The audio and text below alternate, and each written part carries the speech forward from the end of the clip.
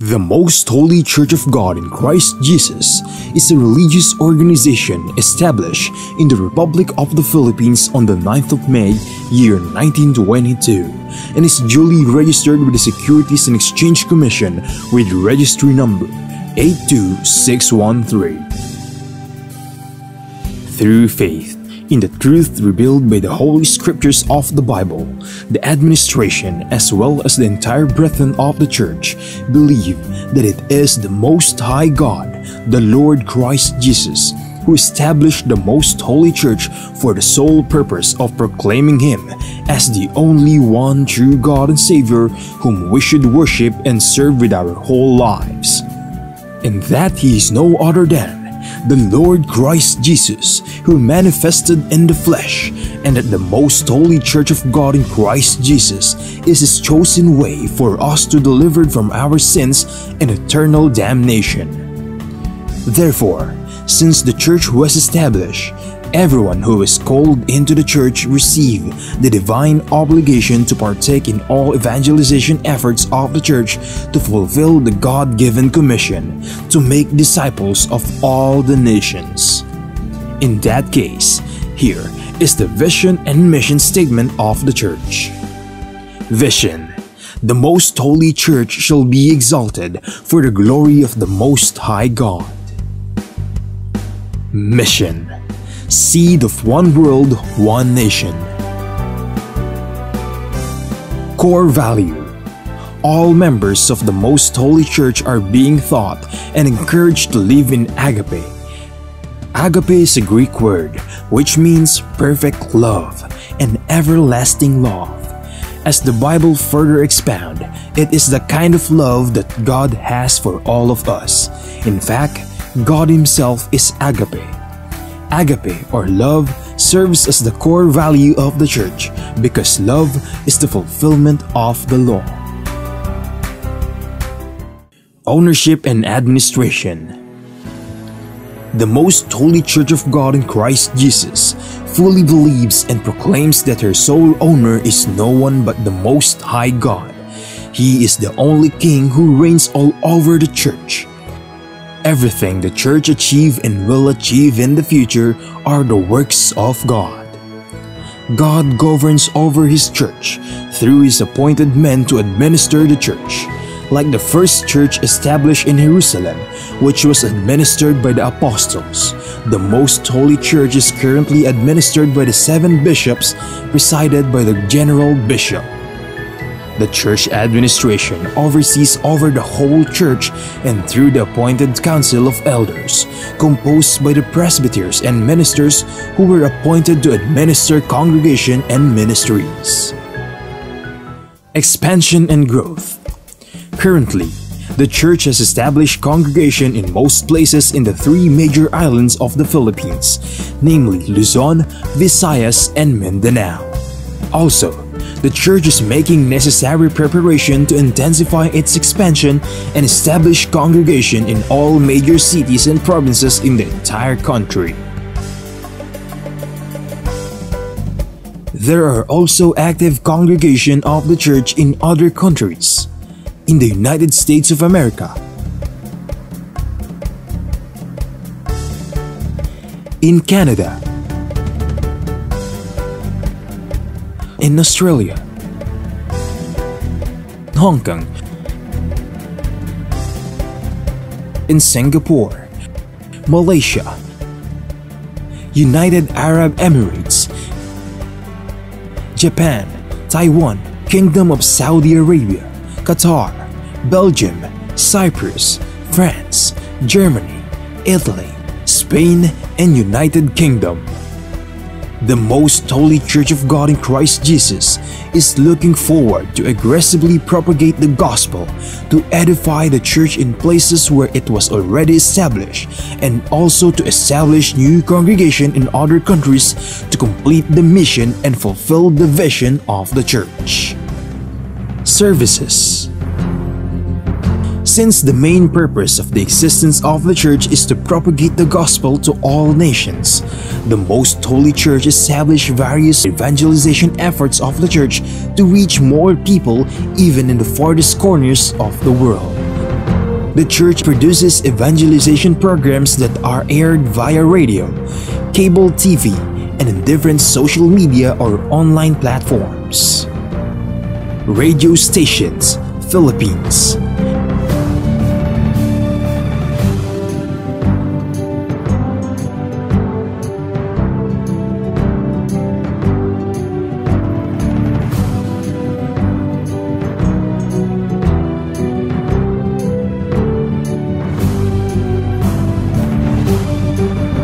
Cable TV channels.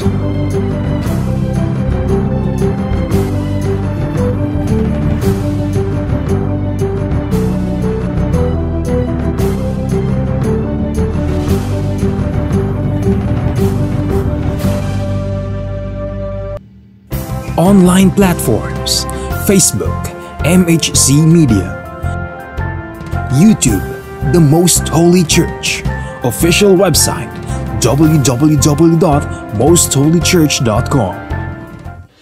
Charity. Aside from actively upholding evangelization efforts, the Most Holy Church is also active in charity works. Here are some of the ministries of the Most Holy Church established to serve both members and non-members of the church. Lingap Agape Ministry. The church established the Lingap Agape Ministry, which engages in community services like goods and charity donations, feeding programs, blood donations, and other services to cater church members and non-members who are in need. Damayang Kristiyano. On May 1, 2004, the church administration established the Damayang Kristiyano Ministry that aims to help the needs of the family of a deceased member of the Most Holy Church, especially in their burial expenses. Schools.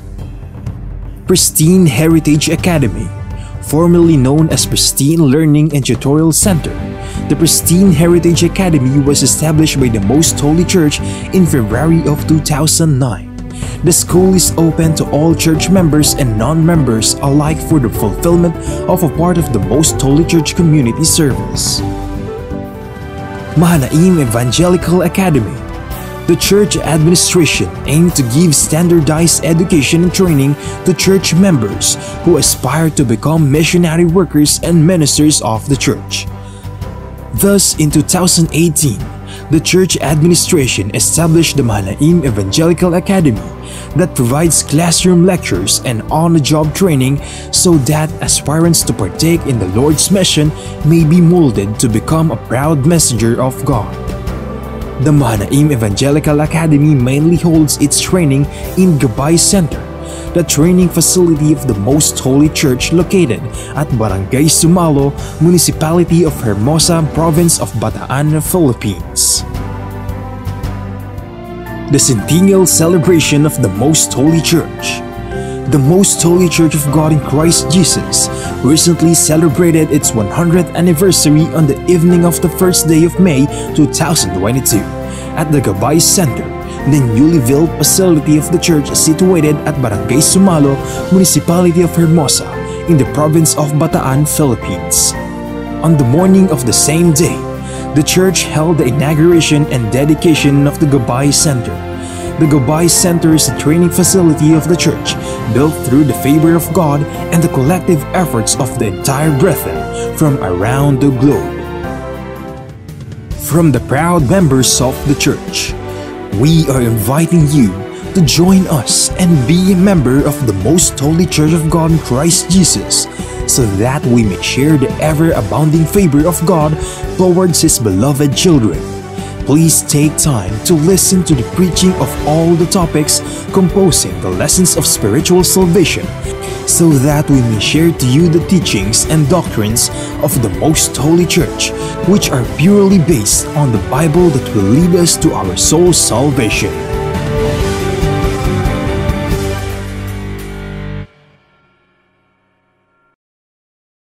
To know more about the church, you may visit our website at www.mostholychurch.com, or you may reach us through telephone number 6302-8255-6949.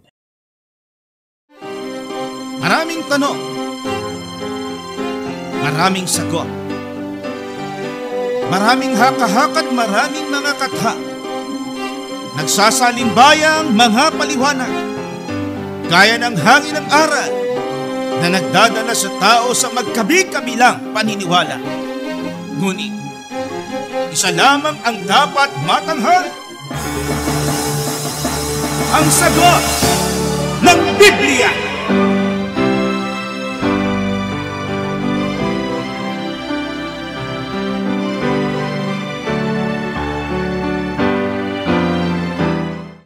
Gaya po ng inyong narinig, mga giliw naming taga-subaybay, sa palatuntunan ito na ang kabanal-banalan, ang bahagi pong ito ng ating programa ay pinamagatan po natin ang sagot ng Biblia. Magandang araw po mga kaibigan at pangamahal naming mga taga-subaybay. Welcome po muli dito sa ating segment na pinamagatang ang sagot ng Biblia. Bahagi po ito ng pangkalahat ng mga programa natin sa ilalim ng banner na ang kabanal-banalan. Sa mga pagkakataong ito po ang pagtugon sa mga tanong, mga comments na pinapadala po sa ating palatuntunan. At sasagutin po ito ng inyong mga lingkod sa pamamagitan ng mismo na pamagat ng ating segment, ang sagot ng Biblia. Ipinag-aanyaya din po namin sa inyo yung iba pa nating mga programs sa ibang time slots na nasa ilalim nga nitong banner na ang kabanal-banalan. First off, yung Blessed Day po natin, ito ay napakikinggan over sa himpilang 1242 kHz sa DWBL. Monday to Friday po yan, 7:30 to 8 ng umaga. At sa plataforma naman po ng Facebook at YouTube, 6 to 6:30 rin naman ng mas maaga sa umaga. No? Ito hong bahagi ito, ang sagot ng Biblia, every Sunday po yan, 4 to 5. Samantala, doon naman sa FM band, sa Kiss FM naman po tayo, 95.1. Every Sunday po ay The Climb, 7 to 7:30. Sundays din po yung Likhawit, musical po yan, 7:30 to 8. And yung mismong pangalan ng ating programa, ang Kabanal-Banalan, Mondays, Wednesdays, and Thursdays, na nasusubaybayan from 7 to 7:30. Full Life, Tuesdays and Fridays, parehas din pong time slot, 7 to 7:30. At ito nga hong sagot ng Biblia ay 7 to 8 in the evening ng Sabado. So ito po yung ating platform sa ating YouTube and Meta o Facebook. MHC Media, yan po ang ating Facebook page. At ang pangalawa ay ang Kabanal-Banalan. So kung meron po kayong Meta account, buksan nyo lamang po ito, i-type inyo dun sa search bar. Pwede nyo rin nung i-like, to subscribe dun sa ating mga pages na ito para kayo ay manonotify, magkakaroon kayo ng notices na meron po tayong mga bagong content na inyo pong mapapanood. Sa YouTube naman, The Most Holy Church. At kami ay pwede nyo padala ng mga mensahe nyo po via our SMS text lines 0927-140-3782, 0927-140-3782, 0909-5555009, 0909-5555009, 0991-419-2027, 0991-419-2027. Ang website po natin, mostholychurch.com. Kami po ang inyong mga lingkod at kapatid na Gabriel, Brother George Quirino. Kasama po natin ang anchor o punong lingkod nitong ating palatuntunan sa radyo, ang kapatid na Yusiel, kapatid na Danilo Francisco. Salamat po at salamat din po sa inyo, mga giliw naming taga-subaybay. Salamat din sa Panginoon na siya pong gumagabay at tumutulong sa atin, bibigay ng pagkakataong kami po ay makapaglingkod sa inyo sa ganitong paraan. Ang inyong mga tanong ay masagot sa pamamagitan ng Biblia. Ayun na, mga kaibigan, at ating tugunin at pakinggan ang sagot ng Biblia dito sa ating first question for the day. Makikita nyo po sa ating mga screens. Dalawa po ba ang Panginoon na ipinapakilala sa awit 111? Dalawa po ba ang Panginoon na ipinapakilala sa nasabing talata 110 verse 1 ng Psalms, kapatid na Yushel. Basahin natin kung ano yung nakasulat diyan sa awit 111 at tingnan natin kung dalawa nga ba.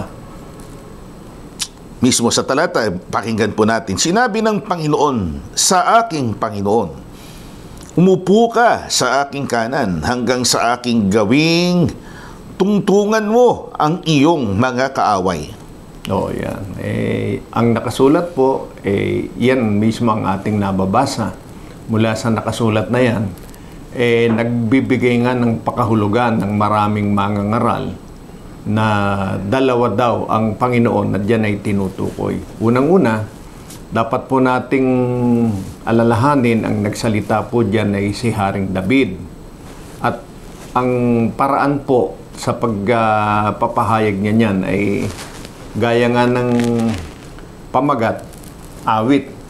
So, gaya ng isang parang matulaing pananalita. Poetic.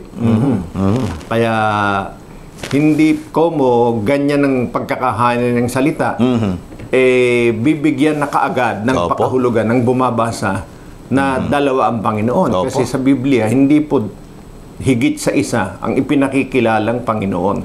Isa lang. Kaya, matitiyak po namin sa inyo na hindi po nagpapakilala ng dalawang Panginoon ang talatang yan. Bagaman, kung babasahin at sa pananaw ng kaisipang makalupa, pwedeng sabihing dalawa. Pero natitiyak po nating hindi dalawa ang diyan ay tinutukoy. Kahit po nung una, sa panahon ng Panginoong Kristo Jesus, yung mga Hudyong kausap niya, yun din ang paniniwala. Dalawa yung Panginoon. Parang iba yung Panginoon ni David, dun sa Panginoon sinasabi niya, na nagsabi tungkol sa kinikilala niyang Panginoon. Totoo po yan, kapatid. Kaya para makita po natin yung binabanggit na yon, basahin natin ayon sa pag-uusap ng Panginoon at sa mga Hudyo na ang paniniwala, iba yung Panginoon ni David sa sinasabing nagsalita sa Panginoon niya. Narito po sa Mateo 22, 42 hanggang 46. Basahin po natin sa Tagalog Popular Version. Anong pagkaalam ninyo tungkol sa Mesiyas? Sino ang may anak sa kanya? Si David po, sagot nila. Kung gayon, sabi ni Jesus, bakit tumawag sa kanya ng Panginoon si David nang kasihan ito ng Espiritu?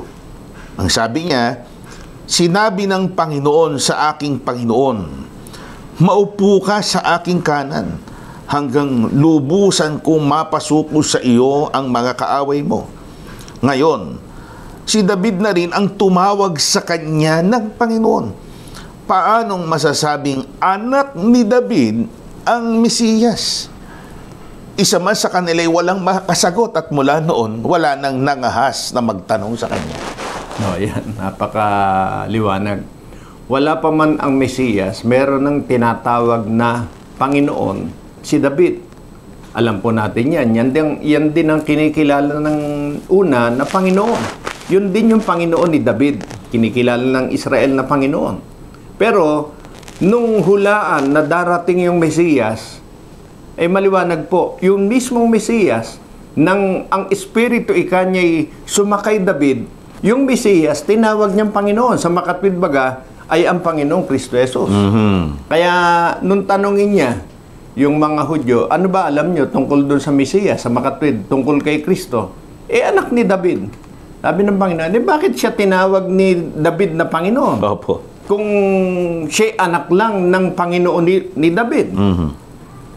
Doon po makikita natin na ipinakikita ng Panginoon ang talagang dapat na maging unawa. Kaya tinawag ni David na Panginoon yung Mesiyas kasi yun din yung Panginoon na kinikilala niya mula pa ng una. Pagka iisipin ng tao na iba yon, makakatulad po sila ng mga Hudyo na kausap ng Panginoon na hindi kayang ipaliwanag yung iniisip nila ng dalawang Panginoon ang tinutukoy sa awit 111. So sa conventional na kaalaman, yun talaga magiging konklusyon. Opo. Lamang dito nga sa tiyempong ito na mismo ang ating Panginoong Hesus na tinatanong ang kanyang personalidad. Naging ang kinauwian nga ng nasabing pag-uusap hindi nakakibo. Opo. Ika nga hindi nakahuma. Oo, napanganga, ika nga. Hindi nila naipaliwanag. Oo, dahil nga sa lohika, sa lohikang ipinamalas ng ating Panginoong Hesus, hindi nila nakaya dahil nga mali ang naging pagkakilala ng mga kausap ng ating Panginoong Hesus. Hindi ho dalawa yung Panginoon doon, isa lang ho talaga. Kasi yan ang isang mahirap kuminsan sa talagang bumabasa ng Biblia pero hindi nangahawakan sa talagang pananampalatayang itinuturo ng Biblia. Ang pananampalataya pong itinuturo ng Biblia, hindi maraming Panginoon. Isa lang. At si David ay isa lang ang Panginoon. Kung ang Mesiyas o ang Panginoong Kristo Jesus ay tinawag ni David na Panginoon, hindi po ibig sabihin iba pa yon sa Panginoon na noon ay kinikilala na ng bayang Israel. Para maintindihan natin, ipinaliwanag po yan ng Panginoon. Basahin natin. Sa Apokalipsis 22 at 16. Akong si Jesus ay nagsugo ng aking anghel upang sa inyo'y magpatotoo ng mga bagay na ito sa mga iglesia. Ako ang ugat at ang supling ni David, ang maningning na tala sa umaga. Napakaliwanag, di ba? Tama naman yung sagot. Kaninong anak siya? Sagot ng mga Pariseo, kay David, tama. Pero para isipin mo na iba siyang Panginoon, doon sa kinikilala ni David, hindi. Maliwanag ang sabi ng Panginoon, ako ang ugat at supling ni David. Klaro yan. Branch of David, yung root. Kung sasabihin nyo na parang nauna pa si David sa akin, tapos merong iba pang Panginoon, lilitaw talaga. Paano nangyari ito? Ngayon, sa deklarasyon ng ating Panginoong Hesus, sinasabi niya, klaro, ako yung nauna sa kanya. Bago pa nga siya naging si David. Umiiral na ako. Ako yung Panginoon na yon. Para sa inyo, nakita nyo lang kasi ngayon na yung aking lineage, yung aking genealogy, yung aking tandaan ng lahi. Nakita nyo, sa laman, nakita nyong dumaan ako, nakamag-anak ko nga si David. Pero sa katotohanan, ako ang pinapanginoon ni David. Kaya siya yung ugat. Siya yung supling. Kaya dalawang Panginoon kung titingnan, pero sa katotohanan, isa lang yun. Same person. One and the same person. Kaya hindi po dalawa ang Panginoon, mga giliw na taga-subaybay. Kundi yung Panginoon na nakikilala noon pa, yun din po yung Jesus na tinatawag nating Panginoon sa mga huling araw. Kaya huwag po tayong maliligaw. Hindi po kumilala sa dalawang Panginoon si David. Ipinaliwanag pong tuwiran ng Panginoon. Akong si Jesus, ang ugat. Yes. So, ugat, pinanggalingan. Pinanggalingan. At supling. Yung lumabas kay David. Yun. Kaya isa lang po yun. Pagka meron pang paliwanag na higit dyan, baka mas mahusay pa yun kay Jesus o sa Panginoong Kristo Jesus. Siguradong mali na yun. Sana klaro po tayo dyan. Wag nating ikalito. Of course, it's understandable. Minsan, we are confused dun sa logic ng mga bagay sa Biblia. Gumamit tayo ng lente, lens, na hindi yung lente ayon sa perspektiba ng tao, kundi yung mismo. Nasa Biblia sagot Mismo ang Biblia sumagot sa paliwanag sa nasabing talata na matatagpuan mismo sa aklat ng mga awit. Opo. Salamat po. Sana masampalatayanan po natin yan at lubos talaga nating makilala ang Panginoong Kristo Jesus. Kasunod pong katanungan, ito po'y mga popular na konsepto sa maraming mga tao. Ang tanong po ay kailan mangyayari ang rapture? Rapture? Opo. Ang totoo, mga giliw na taga-subaybay, kahit po sa kaibigan nating nagtanong, yung mismong salitang rapture, hindi po natin tuwirang mababasa sa Biblia. Opo, Wala sa Bible. Pero, yung kasing kahulugan nun sa ibang salita, makikita natin sa banal na kasulatan. Kung kailan mangyayari yan, mababasa natin sa Biblia. Narito sa sinabi ni Apostol Pablo sa mga kapatid sa Thessalonica 4:16 hanggang 17. Sapagkat ang Panginoon din ang bababang mula sa langit na may isang sigaw, may tinig ng arkanghel at may pakakak ng Diyos. At ang nangamatay kay Kristo ay unang mga bubuhay na maguli. 17. Kung magkagayon, tayong nangabubuhay na nangatitira ay aagawing kasama nila sa mga alapaap upang salubungin ng Panginoon sa hangin at sa ganito'y isa sa Panginoon tayo magpakilanman. Yan. Napakalinaw naman. Kung kailan mangyayari yan, yung sinasabing rapture, yung pag-agaw ng Panginoon sa kanyang mga lingkod, yan po'y sa kanyang ikalawang pagparito.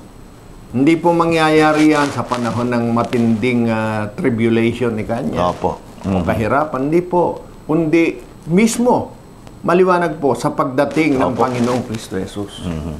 Meron pang ako naririnig na o nababasa, nasusubaybayan, parang alien abduction ho yan. Parang spaceship. Dahil nga, biglang nawawala daw yung mga tao, inaagaw, papunta sa langit. Yan yung mga sapanta, mga talagang borders on science fiction, yung mga kwento-kwento na yun, nasa sa kanila po yun. Pero as far as we are concerned, kapatid na Yusel, doon sa nagtatanong, kasi nga, yung iba, ito yung paniniwala nabanggit nyo na rin, na merong panahon ng kahirapan, sila'y aagawin, parang itatagong, bigla kukunin, paakyat pa kagad sa langit, nauuna. Baka po yun Hindi pwedeng mauna kapatid na Yusel. Hindi pwede. Sabay yung mismo sa talata nakalagay, yung mga nangamatay na nauna, sila yung bubuhay ng maguli at that instant. Sila naman na inabutan ng buhay. Sa pagparito ni Kristo, papalitan na ng katawang walang kamatayan. At aagawin, sakalang aagawin na magkakasalubong sila sa himpapawid, sa alapaap. Kaya sinabing aagawin, meron kasing mga buhay din na kasama sila. Pero sila lang yung kukuhanin. Opo, aalisin sila sa lupa. Kaya nga aagawin bubuhatin mula sa lupa. Ang isang katulad niyan ay yung mababasa po sa San Mateo 24:38 hanggang 42. Narito, sapagkat gaya ng mga araw bago nagkagunaw, sila'y nagsisikain at nagsisinom at nangag-aasawa at pinapag-aasawa.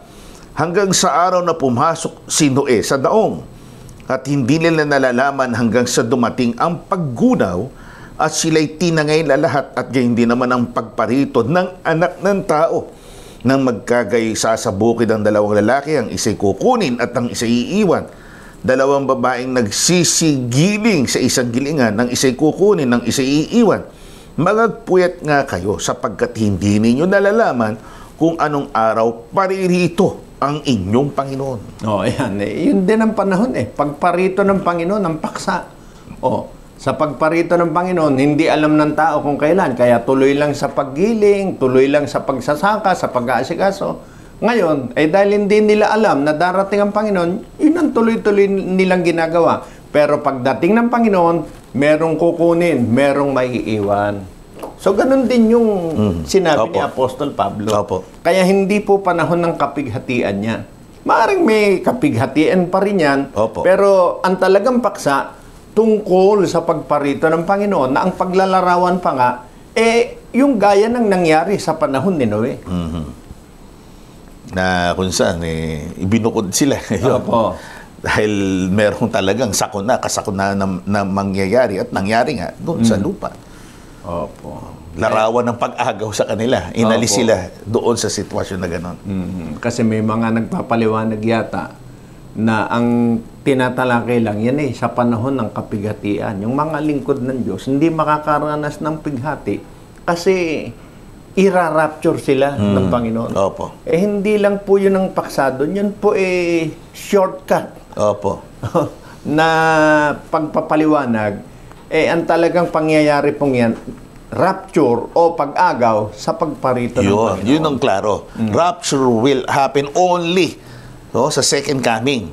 Pero yung bagay na sinasabi nila, may semblance ng katotohanan nyo. Kaya lang hindi rapture. Opo. Mayroong pag-aalaga, pagkukup ang Panginoon sa panahon ng kapighatian. Pero to say it is rapture, hindi po rapture yun. Opo.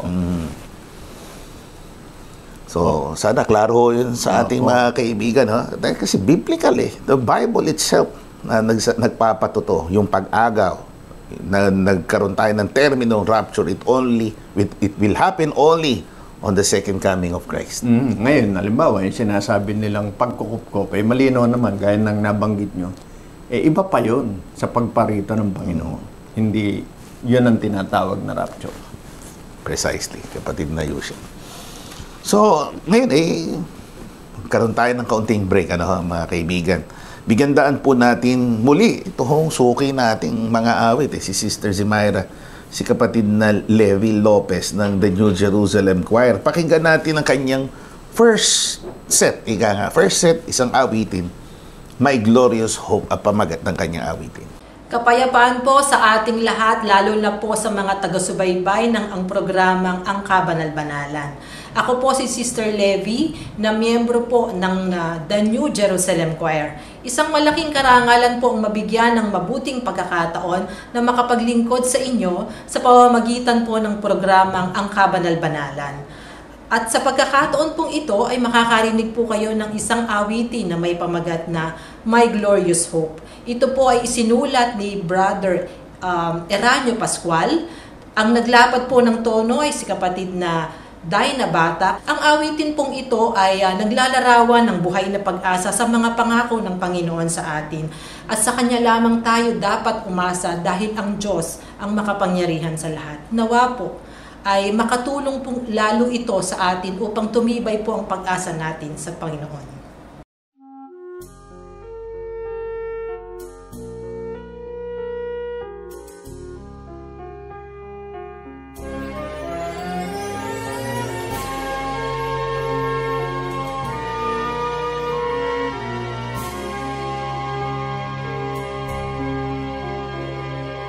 God, you are marvelous. Your power is eternal. Your love is everlasting. You taught me your holy way. You called me my beloved. You promised a living hope of an everlasting life. My God, you are marvelous.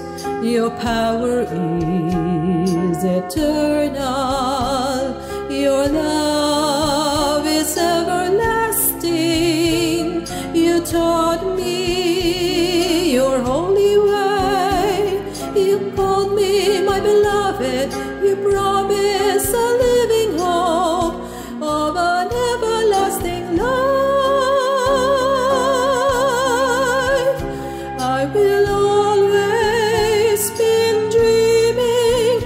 Seeing your face, my Lord, of sitting right beside you, of singing in your presence, of kissing you on your cheek,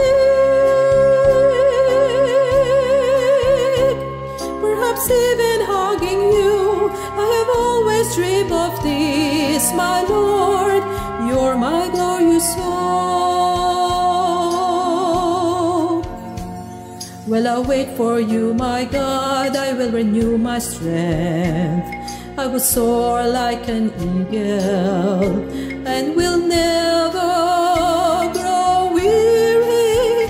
I always dwell in your love and serve you with all my heart. All the more so when you come. I have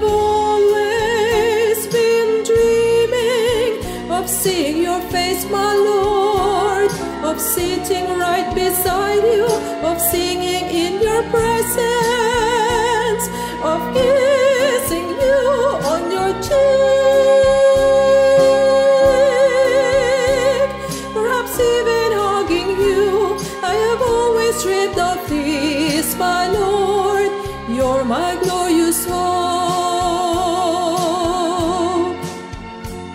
Will I wait for you, my God? I will renew my strength. I will soar like an eagle and will never grow weary. I always dwell in your love and serve you with all my heart. All the more so when you come. I have always been dreaming of seeing your face, my Lord, of sitting right beside you, of singing in your presence, of kissing you on your cheek, perhaps even hugging you. I have always dreamed of this, my Lord, you're my glorious hope. I have always been dreaming of seeing your face, my Lord, of sitting right beside you, of singing in your presence, of kissing you on your cheek,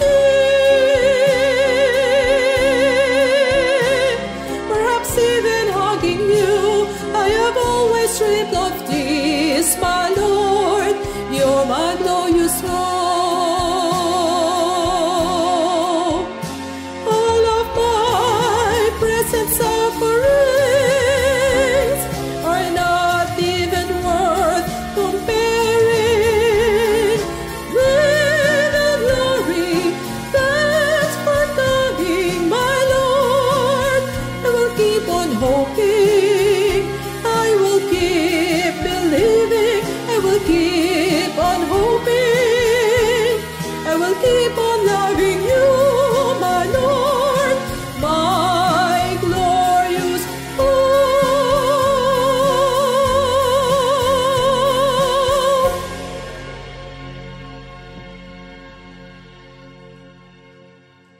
Okay, salamat po, Sister Levy.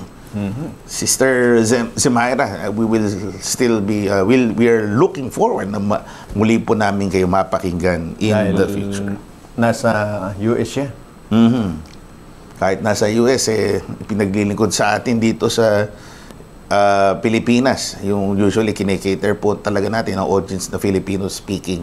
Salamat po for lending, offering your voice dito po sa ating panatuntunan, Sister Zemaira.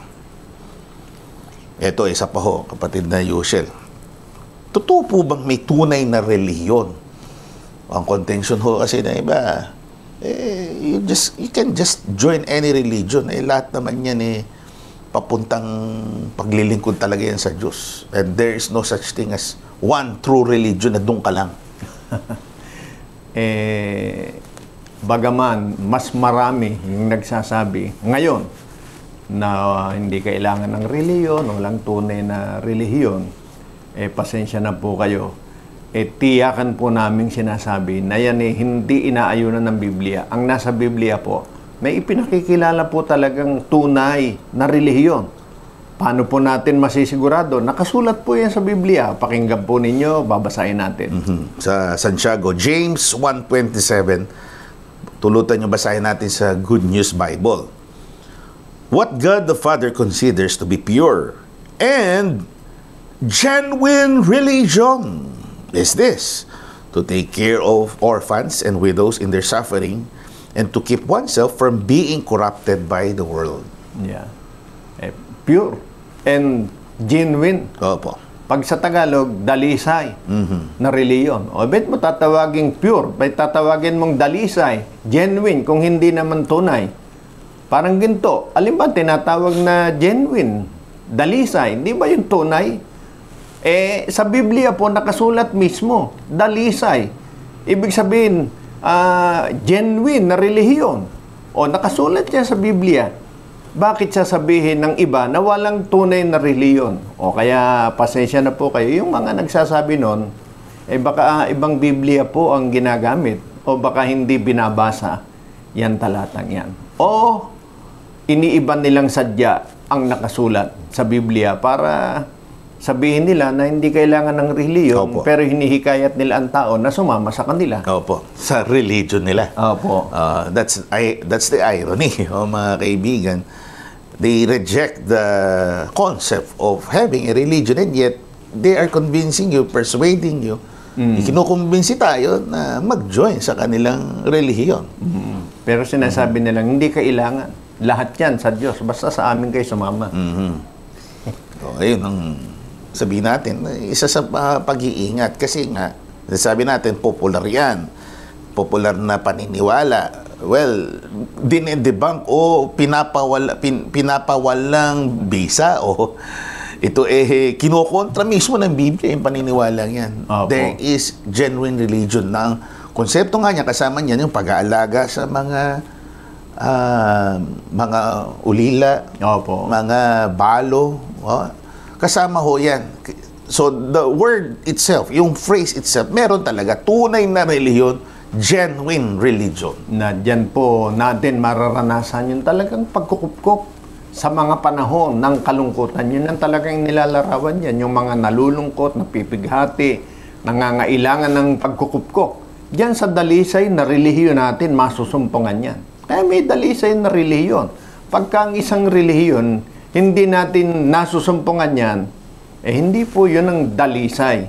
Kaya hindi totoo na walang dalisay o walang tunay na relihiyon. Yun po'y labag sa Biblia. At para po tiyakin sa atin na talagang merong dalisay na relihiyon, ipinahayag din po ng mga apostol yan sa kanilang pagtuturo. Narito, particular, si Apostol Pablo, si Santiago, James, as an overall leader, bishop o apostle noon, yan ang sinasabi niya. Ngayon, pinatotohanan din ba ng ibang mga apostol? Ito sabi ni Pablo, kay Timoteo, 3:16 Tagalog popular version, sa liham niya kay Timoteo. Napakahiwaga ng mga katotohanan ng ating relihiyon. Siya'y nahayag ng maging tao at pinatotohanan ng Espiritu, nakita ng mga anghel, ipinangaral sa sanglibutan, pinaniwalaan ng lahat at sa langit ay tinanggap. Yan. Napakalinaw naman. Sabi ni Apostol Pablo, napakahiwaga ng ating relihiyon. May relihiyon po na kinabibilangan ang mga apostol. Kung walang tunay na relihiyon, di yung kinaroroonan ng mga apostol hindi tunay. Walang kabuluhan.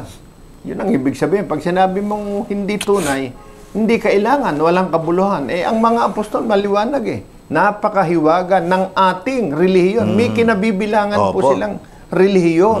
Meron silang itinataguyod. Meron silang ini-endorso sa mga tao, sa mga kapatid ng kanilang panahon. At alam po ba ninyo kung ano yung ini-endorso nila sa tao? Nasabi nila napakahiwaga, dalisay na relihiyon, tunay na relihiyon. Basahin po natin sa 15. Itataas lang natin.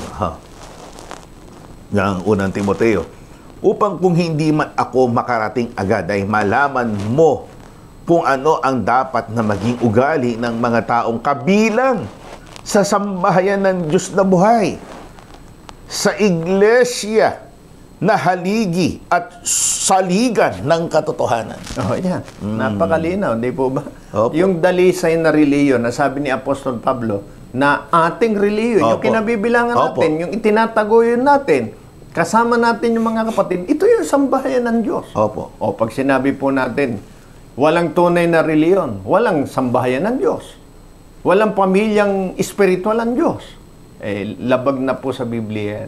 Kaya malaking kasalanan po ng mga mangangaral na binubulag ang kaisipan ng mga tao at sinasabing hindi totoo na may tunay na reliyon, mali po yun. Yun po yung pambubulag sa mga tao para hindi makilala ang noon ay ini-endorso ng mga apostol na dalisay na reliyon na kanilang kinabibilangan, na kung ang tao maging kabilang po dito, sila ang sinasabing sambahayan ng Diyos.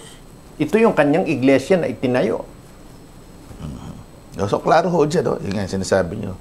Si Pablo, he claims membership, Oo. Inaari niya. Kaya nga, ating Sa bandang taas, yung sinasabi niya, doon relihiyon nito, meron dapat pag-uugali. May changes tayong gagawin. Iglesia po yan, yung relihiyon na yan. Opo. So we cannot simply ignore for our convenience sa mga naratibo po natin hindi tayo naniniwala sa konsepto ng iglesia. Nasa sa inyo po yun. Pero ito, it's a glaring testimony ni Apostol Pablo. Merong tunay na relihiyon, ito po ay ang iglesia. Hindi naman basta tao si Apostol Pablo, di po ba? Opo. Siya isang Pariseo.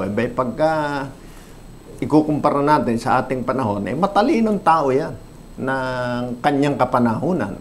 Totoo, nung una nga, kabilang siya sa ayaw sumama sa iglesia na yan, sa kalipunan na yan ng mga lingkod ng Diyos.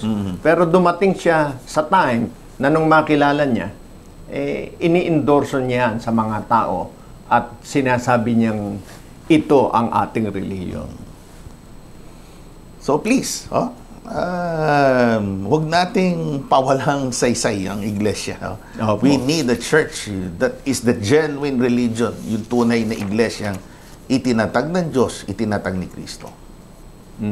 Totoo. Kung minsan yung mga nagsusulong ng ganung salita, hindi kailangan ng relihiyon, hindi kailangan ng church. Pag binasa mo yung heading, pamagat nung kanilang church, Hocus Pocus Church. Di ba? Church pa rin yung dulo eh. Wala kayong maisip. Mahirap nang banggitin natin yung mga pangalan nila. Pero gaya ng Hocus Pocus ang kanilang ginagawa dahil nakasulat na sa Biblia, sinasabi pang wala. Sinasabi pang hindi totoo. Nasa Biblia na nga Kaya pamagatan na lang nating Hocus Pocus Church. Church pa rin ang dulo kahit na nag-hocus pocus sa mga nakikinig sa kanila. So, another irony po yan. Ibig sabihin, nire-reject nila yung concept and yet, they're adapting the concept. Sabi nila, hindi kailangan nila and yet, ang iglesia, papakilala naman din silang iglesia. Nasa inyo po yan, mga giliw na taga-subaybay, kung paano po ninyo hihilingin sa Diyos, ipapanalangin sa Diyos na hindi tayo makabilang doon sa mga naililigaw o nabubulag ng mga gumagamit ng Biblia pero hindi para akayin ng tao na mapalapit kundi dinadala sa lalong pagkalayo sa Diyos. Thank you po, kapatid na Yusel.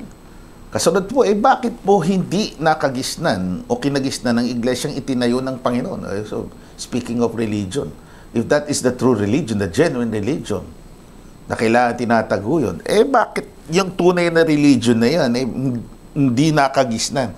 So, aminado yung nagtanong, hindi na, yung mga nakikita niya, hindi na yung original. Yung original, yung genuine. At hindi marami ang nakakakilala nito. Opo. Minsan, parang bago lang kayo. Nadinig siguro sa atin na hindi ito bago. Matagal na ito. Pinangangaral ito ng mga apostol. Kasi yung nakagisna naman natin, nakamulatan naman ng marami, hindi naman ipinangaral ng mga apostol yun. Totoo, hindi naman mababasa sa Biblia yun kaya tama yung tanong, bakit hindi natin nakilala agad ito, hindi natin nakagisnan ito, nagising tayo dun sa hindi naman mababasa sa Biblia, hindi tinuturo ng mga apostol. Ang paliwanag po, sa apostol din natin madidinig, ang basahin natin. 20:29, Aklat ng Mga Gawa. Aking taas-taas na pag-alis ko ay magsisipasok sa inyo ang mga ganid na lobo na hindi magpapatawad sa kawan. Yan. Yun pong kawan, iglesia yung kalipunan ng mga lingkod ng Diyos. Ayon kay Apostol Pablo, pag-alis ko. Ang ibig po niya sabihin dyan ng pag-alis, mababasa rin natin sa kapitulong yan. Ang tinutukoy, pag-alis ni Pablo na hindi na makikita. Pagkamatay niya, ang ibig sabihin. Pagkamatay niya, papasok sa kalipunan ng mga lingkod ng Diyos yung ganid na lobo. Opo. So may mga infiltrators, may infiltrate ng iglesia. So makukompromiso yung kanyang purity, yung kanyang pagiging original sinusunod yung lahat ng doktrinang itinuro ni Kristo. So, magpapatawag pa rin Kristiyano, pero yung mga doktrina mahaluan na. Kaya nga ang tawag sa mga infiltrators, ganid na lobo. Opo. Wolf. Na magpapakunwaring sila po talagang we are here para to belong in the church, pero hindi. Kaya ang target ng lobo, syempre, yung wolf. Target niyan makapanila ng tupa. Opo. Kaya yung sinasabi yung kawan, nandun yung mga tupa, yung lilisanin ni Pablo. Opo. At pagka po yan, nakapasok na sa church, na sinasabi ni Apostol Pablo, papasok sa inyo ang ganid na lobo, ang masama pong gagawin yan, ipinaliwanag din niya kay Timoteo. Unang Timoteo 4:1, kasama po ang 3. Ngunit hayag na sinabi ng Espiritu na sa mga huling panahon, ang iba'y magsisitalikod, sa pananampalataya at mga kikinig sa mga espiritong mapanghikayat at sa mga aral ng mga demonyo. Bula ang mga ngaral nga Kaya ganid na lobo ang tawag ni Apostol Pablo. Kasi nga, aral ng demonyo ang itinuturo. Opo. Pumasok sa church na itinataguyod ng mga apostol, yung itinayo ng Panginoong Kristo Jesus, pero ang aral na dala-dala, aral ng demonyo. Opo. Ibig sabihin, deceptive po na pangangaral yan. Kunwaring may malasakit, kunwaring hahaluan ng turo ni Kristo. Opo. Pero ang totoo, sumisitas lang, pero hahaluan ng kanyang turo. So, mistiso na yung turo. At ang mangyayari nga, mahikayat sila, maiiwan na nila yung original, yung genuine na church. Yung iba namang hindi susunod sa kanila, hindi nila patatawarin. Papatayin talaga nila. At nababasa sa Biblia, talagang yung iba, sa tabak, yung iba, nilagari. Sa Hebreo po yan. Hindi ni Pablo sa mga kapatid na Hebreo. Basahin nga natin yan para So yan po yung history ng church. Samantala, hinahanap po yung talata. History po ng church yan. Panahon ni Kristo, nandiyan na, established na yung church. Panahon ng mga apostol, nung wala na ang ating Panginoong Jesus, so tinataguyo nila iglesia. Samantala, nandun sila, may nakapipigil pa. May sinabi din si Pablo gano'n. Pagka nawala na sila, unti-unti na, lulusubin na, sisilain na ang kapatiran. At nung yung mga hindi sumusunod, anong pinaggagawa nila? Sige po, natin. sa Hebreo. Sila'y pinagbabato, pinaglalagari o pinaglagari, pinagtutukso. Pinagpapapatay sa tabak. Sila'y nagsilakad na parot parito na may balat ng mga tupat kambing na mga salat na pipigati, tinatampalasan. Yan ang ginawa sa mga lingkod ng Diyos. Yung hindi sumunod sa kanilang mga aral na sabi ni Apostol Pablo, aral ng demonyo, yun ang ginawa sa iba na yun na hindi sumunod, pinatay sa iba't ibang paraan. Binato hanggang sa mamatay, nilagari. Masakit na kamatayan. No? Torture po. Talaga. Kaya yung mga lingkod ng Diyos na maayos, talagang hindi nila pinayagang buhay. Yun yung sinasabing hindi magpapatawad sa kawan. Ngayon, ano ba yung mga aral na hindi nila sinunod na kung tawagin ni Apostol Pablo, aral ng demonyo? Balikan natin yung versikulo 4. Ito yung example ng teachings of the devil. Ika nga, na ipinagbabawal ang pag-aasawa at ipinag-uutos na lumayo sa mga lamangkati. Ayan. Yun yung mga katunayan ng aral ng demonyo.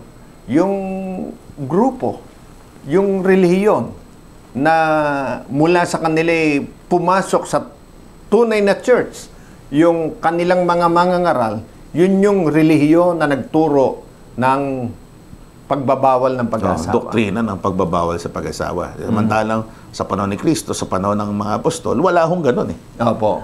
So if they run contrary to the established doctrines ng genuine church, ang tawag na doon ay aral ng demonyo. Pag may dinagdag tayong ganyan. Tsaka yung nagbabawal ng pagkain ng karne. Opo. Yan. Yun lamang kasi karne. Opo. O, di ba? Merong mga relihiyon na ganyan ang sinasabi, ibinabawal pa rin yan. Kaya yung nananatili sa kautusan, na bawal pa rin ang pagkain ng karne, aral po ng demonyo yun. At yun lalo na po, yung nagtatakda ng araw. Pagka ganitong araw, bawal kanin ng karne, Opo. kaya mabili ang munggo. Fridays po yan. Opo. Well, may kinalaman din ho yan sa pagan worship eh. Kasi Friday, kaya nga tinawag na Friday. Fry means fish. Yan. Fish day. So, pinagbabawal yung karne on that day and instead, eat fish. Yung fry na yon galing sa sinasamba rin na Diyos na associated ng isda. Ayan. Kaya yan ang tatandaan po natin, mga aral ng demonyo yan. Yan ang mga aral na pilit na ipinantakip sa aral na katotohanan noon ay tinataguyod ng mga apostol. Opo. At yung mga lingkod ng Diyos na hindi po sumusunod sa kanila, nilipol po nilang lahat yun. Opo. Yun ang sinasabi ng Biblia.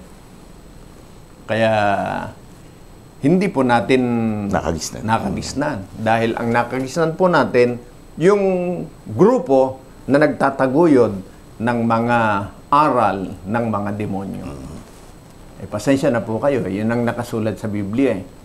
Kaya hindi po natin pwedeng hindi sabihin ang mga bagay na yun. Kaya yun po yung sagot. Kaya magpasalamat tayo, bagaman yan, sa mahabang panahon, hindi siyang nangyari, hindi natin nakagisnan, ngayon po, nagpapahayag sa atin at itinuturo ang mga bagay na ito. Kasi siyempre, ganun po talaga Merong panahon na dilim ang umiiral, pero hindi habang panahon, dilim ang iiral. Siyempre, pagka po dumating ang liwanag, unti-unti nang nahahawi ang dilim. And so, yung hindi nakagisnan, masusumpungan. Opo. Let's hear again the voice of Sister Zemaira, ang pamagat ng kanyang awitin, ang panata sa kanyang ikalawa at siyang huling set for today. Kapayapaan pong muli sa aming mga taga-subaybay. Hinihikayat namin kayo na patuloy na panoorin, i-like and i-share ang programang Ang Kabanal-Banalan. Muli po kayo makakarinig ng isang likhawit na may pamagat na Ang Panata na isinulat ni Brother Chester Baltasar, nilapatan ng tono ni Brother Rodel Garabiles at sa musical arrangement ni Brother Gamaliel David. Ang awitin pong ito ay naglalarawan ng pag-iibigang magkakapatid sa Kabanal-Banalang Iglesia na walang maiiwang nag-iisa kundi sama-samang haharap sa Diyos.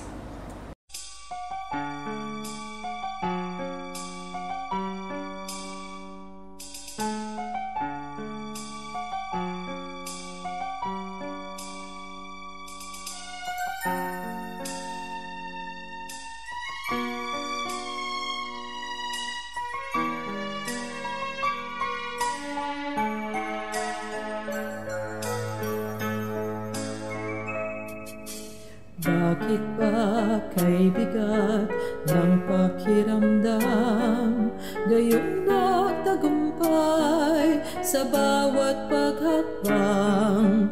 Wari bang mayroon akong nakalimutan, at nang lumingon may nawaglit sa aking kanan? Tumingin sa aking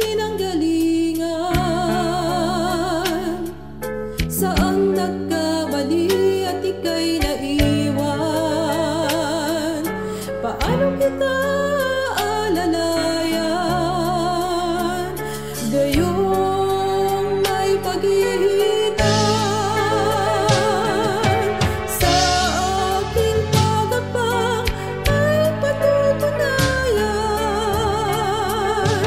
Para sa katipan, ako'y magiging sa kanyang kaligtasan hanggang doon sa kalangitan. Pangako sa Ama, langkang paghakbang, ito'y mapagtatagumpayan. Bakit ba kay bigat ng pakiramdam?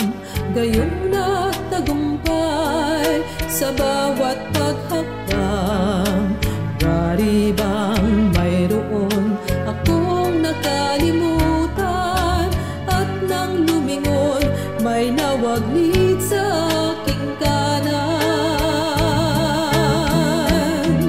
Tumingin sa aking pinanggalingan. Saan nagkamali at ika'y naiwan? Paano kita alalayan? Gayong may pagitan. Sa aking pagapang ay patutunayan. Para sa katipan, ako'y magiging daan sa kanyang kaligtasan hanggang doon sa kalangitan. Pangako sa Ama, ilan pang pagapang, ito'y mapagtatagumpayan. Nagkulay na walang patig, nag-isip ng paulit-ulit. Di matatagumpay kung may nawawaglit. Ikaw ang kasangkalan, aking kapatid. Sa aking pagapang ay patutunayan.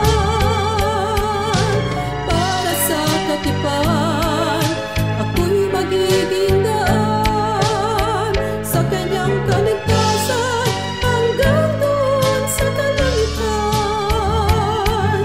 Pangako sa Ama, ilan pang pagapang, ito'y mapagtatagumpayan.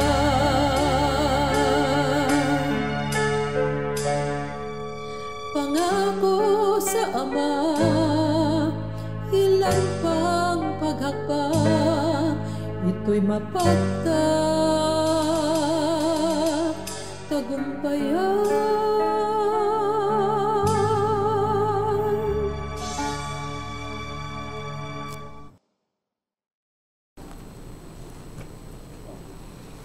Thank you, sister.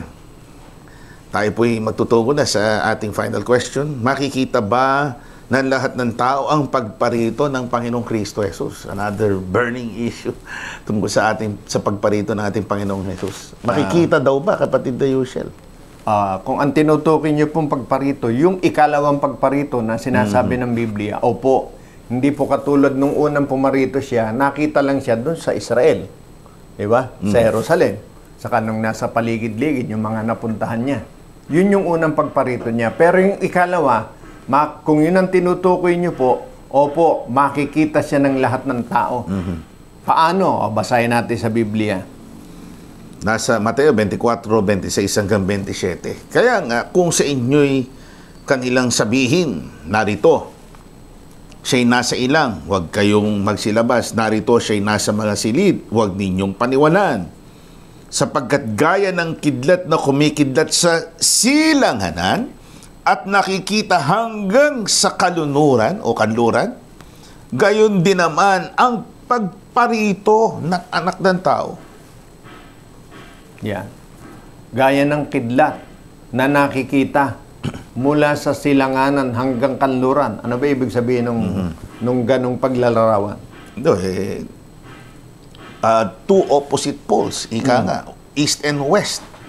When we say it can be seen as from the west, from the east, as far as the west, ibig sabihin talagang from point to point. Kitang-kita. Ngayon, yung issue kasi ng tao, how can that be possible if the world is round?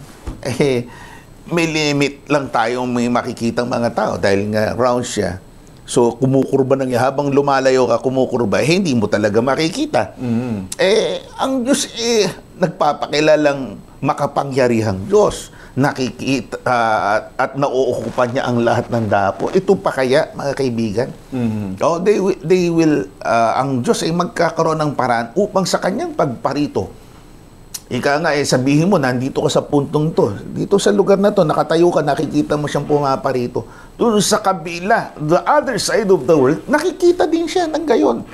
Walang imposible sa Diyos dito sa sitwasyong ito. Kasi nga, pinipilit ng tao yung logic ang siyentipiko. Of course, we can only see what our naked eyes can see. Yung pong perspektiba natin, hanggang dito lang ang spectrum, iga nga ng ating nakikita. Pero kakaiba tong phenomena na ito, ipagparito ni Kristo to. No, it defies scientific knowledge. Na pag sinabi niya, it can be seen from east to west, west to east, mangyayari yan. Kahit na nasa kabilang ibayo ka pa ng mundo, makikita mo ang pagparito ng ating Panginoong Kristo Jesus. Baka pakahulugan lang natin yan, kapatid na Gabriel. Nakasulat ba yan mismo? Tingnan natin. Basahin po natin siguro, mga kaibigan. Basahin natin. Ang patotoo, ang sagot ng Biblia. At kung magkagay lilitaw ang tanda ng anak ng tao sa langit, at kung magkagay magsisitaghoyan lahat ng mga angkan, lahat ng mga angkan sa lupa, at makikita nila ang anak ng tao na napariritong sumas sa mga alapap ng langit na may kapangyarihan at dakilang kaluwalhatian. Lahat ng angkan Kaya kung naintindihan ito ng tao, hindi niya sasabihin bilugang mundo, hindi pwedeng makita lahat ng hindi po naintindihan ng tao ang kanyang sinasabi. Ipinaparis niya na yung kaisipan niya, ganun lang ang isip ng Diyos. Yung kapangyarihan niya, kakayanan niya, parang ganun lang din ang kakapangyarihan ng Diyos. Hindi po, walang sukat, walang hanggan, walang pwedeng maglagay ng limit sa magagawa ng Diyos. Kaya, yan ang nakasulat. Kung tayo, tao, of course, we can only occupy a certain point sa mundo. Nakatayo ka dito, yung makakita sa iyo, yung tanaw ka lang. Pero ang Diyos to Diyos ang pinag-uusapan natin dito.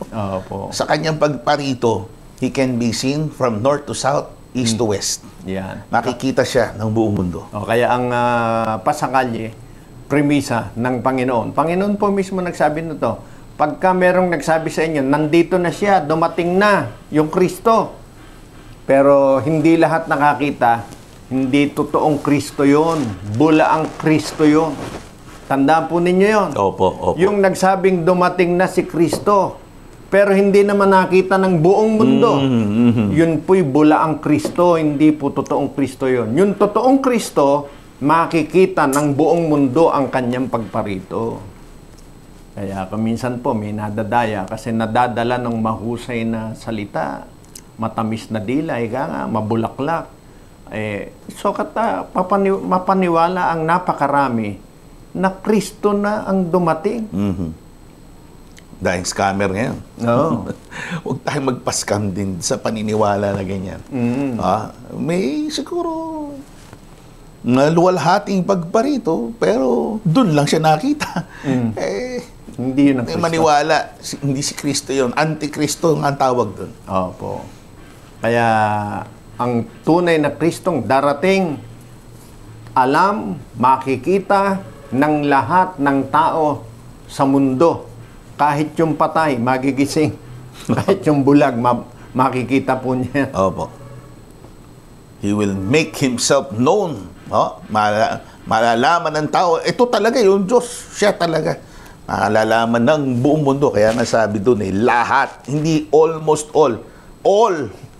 Wag almost all. Meron pang iba na hindi makakita. Kasi ganun nga yun. Dati pagka New Year, di ba, may mga pagkakataon, New Year na dito sa amin. Sa amin, hindi pa. Yung, kasi yung inog ng mundo, di ba, every time na nagsiselebrate tayo ng New Year, may ganyan. Nagsisigawan na dito kung nasa space ka. Opo. Nakikita mo dito may fireworks na. Dito sa kabila, wala pa. Ganun nga kung sa tao. Sa Diyos, it doesn't apply. The laws of physics, the laws of science doesn't apply to God. Pagparito niya, kita siya ng buong mundo. Opo. So, salamat po. Sana masampalatayanan po ninyo dahil yan ang nakasulat sa Biblia. Sa pagkakataon pong ito, gusto pa nating sagutin itong ibang mga katanungan. Kaya lang po ay kapos na tayo sa oras. Ang bahaging ito ay ang pagtugon sa kahilingan naman ng ating mga taga-subaybay na tulad ng ating mga kapatid na nagtataglay ng karamdaman, patuloy na humihiling, dumaranas ng iba't ibang sitwasyon. Maging kayo po na mga taga-subaybay namin, hindi man lahat kayo ay nakapagpaabot ng kahilingan, kalaki po kayo sa panalangin ito sa ating Panginoon. Tayo po ay manalangin sa ating Panginoon. Aba, manaming hari, Diyos naming pinakamakapangyarihan sa lahat. Maraming salamat sa iyo. Alam naming sumaamin ka, ginabayan mo kami upang may paglingkod sa aming mga kaibigan ang iyong mga katotohanan. Upang ito ang umakay sa kanila sa pagkaunawa sa iyong mga banal na kalooban. Amen.